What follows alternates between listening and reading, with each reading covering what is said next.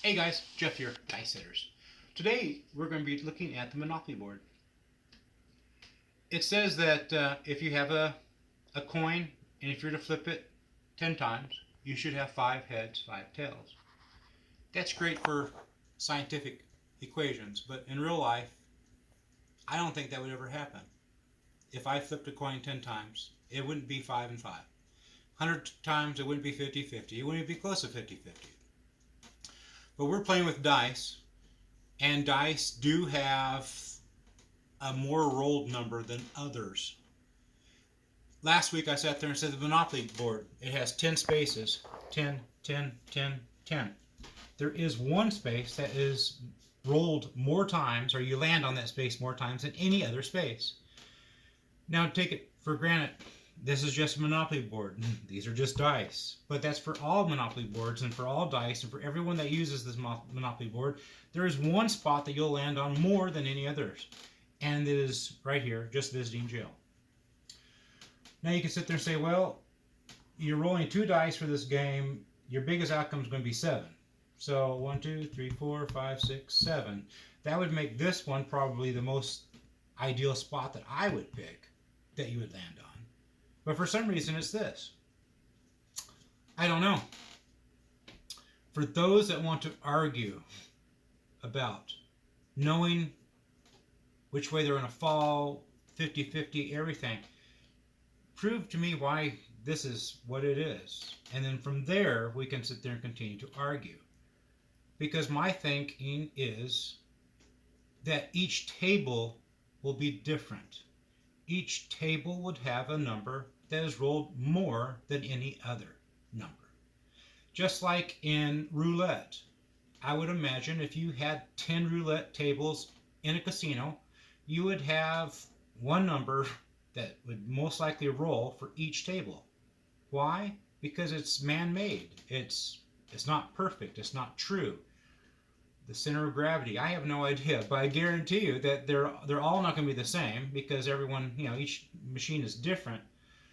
Monopoly boards are got to be all different. There's this kind that folds this way.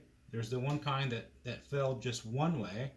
There's, I have one for a city and anthem. I know there's a one that you can have for all the cities in America. So it's not the boards that change. It's not the dice that change. It's just the outcome. It's just how it is made. I have no other explanation besides that. Why this is the most land spot, I have no idea. But I'm trying to sit there and let us figure out that perhaps 7 on certain occasions might not be the most rolled number on that table because of outside influences, inside influences, the person who's rolling, the person that has their chips here, and when the person rolls, it hits their chips. There's all sorts of different ways to change the outcome of the dice. But I'm just saying, yes, we know that 7 comes up more often than any other number, but that's not always the case for every table. There are some tables I have gone to that the dealer sat there and changed the color of the dice. I won't say which place, but they changed the color of the dice for one game. And it was almost a nightmare because they would not 7 out. Was it the dice? Was it the player? Was it the table? No idea. But I do have 2 winners that did sit there and say, this one here was the most land on spot. I like to do trivia like this. If you guys have any other input or whatever, what I just said, or have any explanation how this can be more landed on from here to here than this. Because to me, this would be 7. 7, 6, 7, 8, these 3. Always. Because everyone starts at go. That's what my guess would have been. But it wasn't. Let's go over here and I will show you a game inside of a game. There's many people that play slots and you sit there and wait for the bonus. And when you get to the bonus, you want to have a bonus within the bonus. Kind of like Dragon Link, Dragon Cash, Buffalo Link. You want to be in that bonus and then catch a second bonus and catch another one. Most time once you get out of that first bonus that you happen to come on, you're like, oh yeah, I was in a bonus. What I'm talking about now is it's kind of like that. You have the pass line. Once the point is established, we truly have another pass line. We just name it differently. It's called the come line. This is the game within a game. This is the game. This is the game within the game. Puck is off. Dice are down there. It's a $5 table. $1 for the dealer. Nothing crazy. I'll just try my hardest not to roll a 7.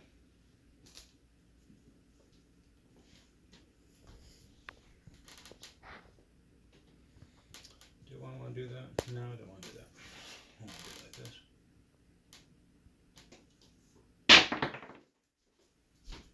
There goes my 7, which is okay.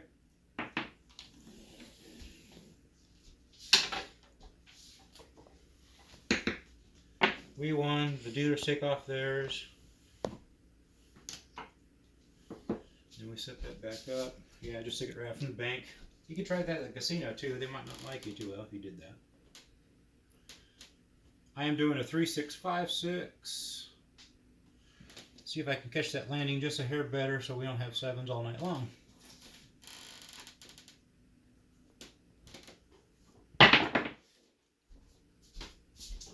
Well, I'm going to change my dice set. Oops. That was a 7. Another one. That one gets taken back. And I add another one. Change the dice set.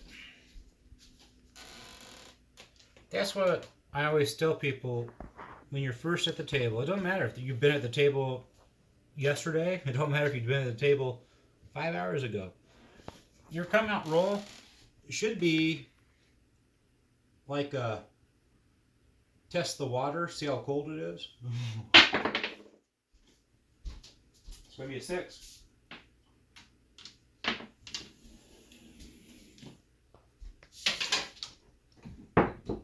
Okay, now we're going to sit there and use the come line. $5 table, $5 in the come line.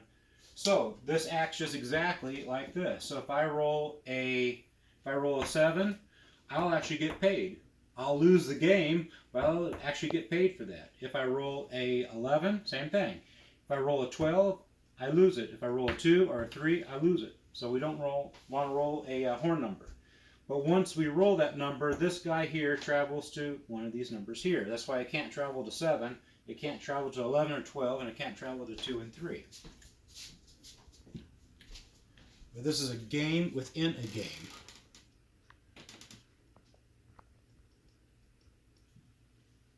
Most people, once it moves to the top, they will sit there and put odds on it. I myself do not. I just don't like the idea of having that much money on the table. Oops, that was a 4. Change it. That's going to be a hard 8. This money here moves up to the 8.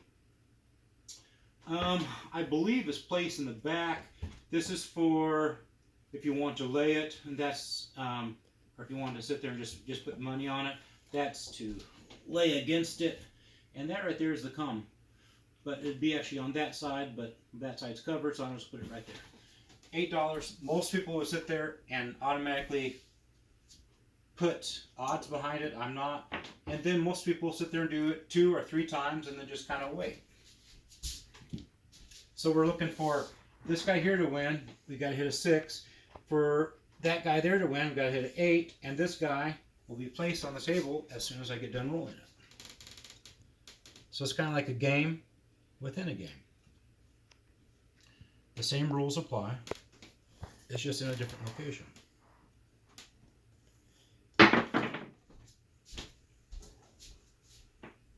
And we have our 7.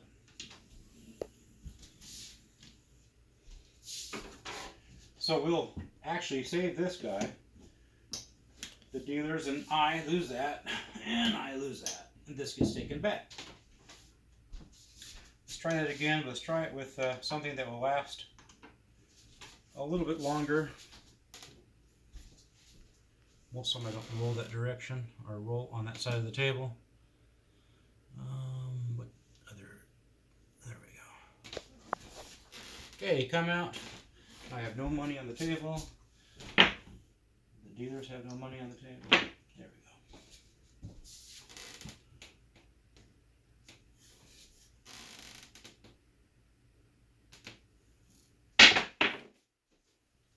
Part 10.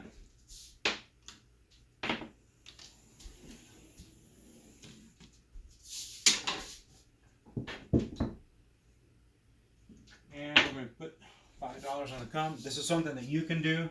That's you can do, you can do, you can do.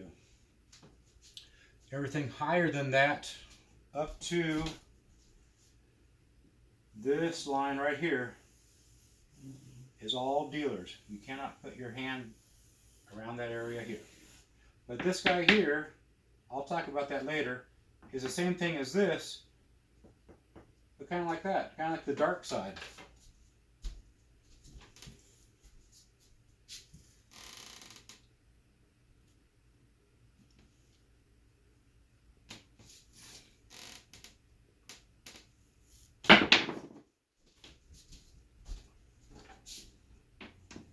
Well, my dice set is just not liking me. That was a 7.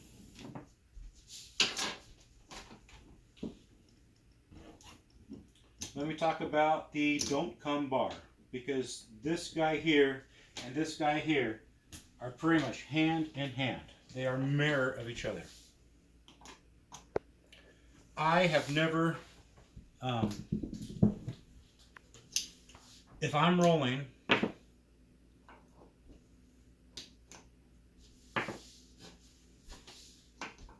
I have never sat there and never put this when I am rolling. You say, well, what is that for? What is the don't come bar for? What I use it for is you have a guy that you've never seen, or a girl that you've never seen throw. And they sit there and they throw a 5. And you're watching how they're rolling and you're just like, man, this person's going to 7 out as soon as possible. But you didn't have a chance to put any money here. You didn't have any chance to put money there because you didn't know the dealer and you didn't know the thrower. So you wanted to wait to see how they throw it. You're like, these people are going to 7 out quickly. You can do this. The next throw, whatever it is, and we'll go ahead and throw it. So the next throw, I'll show you what happens to that. And hopefully all the 7s are gone.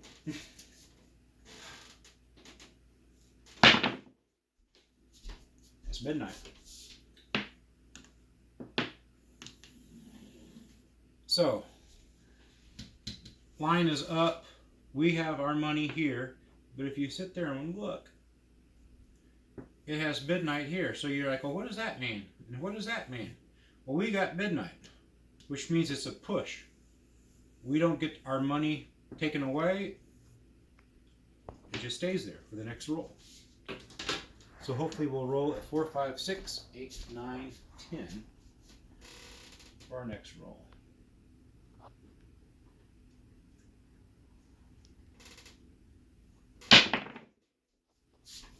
And it's going to be a 3.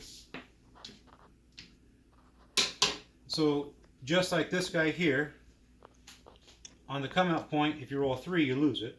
Come out point, if you roll a 3, you're going to gain it. Same thing with this guy here, you're going to gain it. With the come, you have lost it. So we're going to sit there and benefit $5. And the dealer is going to sit there and benefit $1, but we're going to sit there and keep it there so I can show you what happens.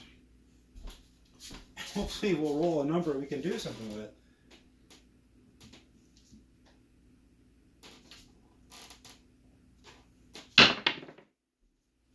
It's going to be a 5.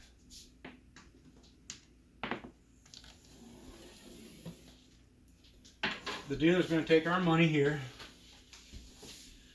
and is going to place it behind this line right here. We did make the 5, that's fine. The point is off. This still is good. This still is an active bet. $1 for the dealer, $5 for me. You can press it. Being that you're on the dark side means that for every 10 you press or you put extra money on, you're only going to get half of that back. So if I were to put $10 on there and we were to roll another 5, I only get $5 from the odds, which that's just the way the dark side is. Same thing here. If you have odds here or odds up there, it's the same thing. It takes $5. It takes $10 to make 5, which is not the way you want it. It's not even even. It's not even even bets. It's going to be an 8.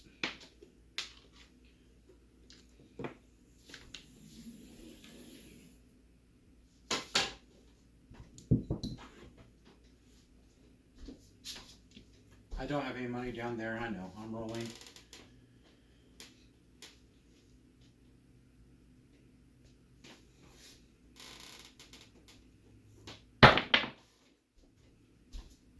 Five.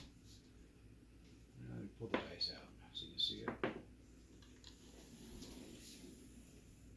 So that was a don't on the 5. So I lost this. If there's other people that use this strategy, the don't come bar, let me know why you use it and how do you use it. Because like I said, I only use this guy here when somebody else is shooting, and I don't care for their style of throwing. I don't know if it's like thumbing my nose at them or what, but I don't know what else to say. But I think I'm about the only one that uses it. I think I've only seen 1 or 2 other people use it consistently. But no, I'll sit there and I'll put money here, or else if I'd put money here, and then after 5 or 6 rolls, and I'll move it up to here. But definitely tell me in the comments, do you guys use the don't come bar? And if so, what's the amount that you put on here? Is it just minimum? Do you put more? Do you ever use this if you're shooting? That is a good question for me, because I would never use this if I were shooting. But maybe if your advice, I might sit there and say, man, that's what I need to do. I need to use that more often. But other than that, most people don't talk about this. That's about it. This guy here is just the opposite of this guy here. This guy here has to be point up before you can be here and here. And this is for, and this is against. 7 and 11 will win. 2, 3, 12 will lose. It's just the opposite for this guy. 12 here is a push. That's all I got, guys. Something that's not talked about a lot. I never use it. And you say, Jeff, why don't you ever use it? Thanks for asking. This number here has to be rolled twice before we turn the puck off. And that's hard for a lot of people to do, to hit that number 2 times in a row. So by putting money into the come bet, you're waiting for that outcome, whichever it is, and then that shooter is got to sit there and hit it again, much like this. But you understand that now you're further into the game. The chances of him hitting a 7 are sooner or better the further out the game becomes. That's why, unless the guy's a good shooter, I would stay far, far away from this. I would rather do a iron cross, these 3 in the field, than to sit there and do this. At least with the iron cross in the field, you have to have 4 rolls. I was almost 4 rolls before you're actually even. But if all those 4 rolls are from the 5, 6, 8, then no, because you'll be losing it here. But if you can have a couple of rolls on the field and a couple of rolls, 5, 6, 8, within 4 rolls, you probably almost made your money back. So you don't have to sit there and worry about, man, I lost again. Probably after 4 rolls, you'll be kind of even. But that's how come, the come, don't know. If there's a good roller, then yeah. Because every time you put $5 here, the guy rolls, they take it here, you put odds on there, you put $5 back, he rolls. So it's a game that you're always receiving money, always receiving money. But you get that same receiving money by doing 5, 6, 8 in the field. For those of you that use the come all the time, how do you do it? Do you do 3 spots and then wait? Do you sit there and put odds on it? Let me know. This is a way that I learn and that you guys learn. So you have 2 teachers from many teachers. Like, share, subscribe. You don't really have to subscribe. Right now we have 1,100 subscribers, which is really, really cool. But it'd be awesome if you did. That way our channel continues to grow. I will be getting 2 gifts for the 2 people that answer that trivia question correctly. I haven't really decided what to get because I didn't know how many people would answer that question, and there was 2. So kudos to those that did it. And our meet and greet next month, I don't have a definite date, but if one date's better for you than others, please let me know. It's dicehitter@gmail.com, Dice Hitters on Facebook, or you can leave it in the comments. Have a good one, guys. Later.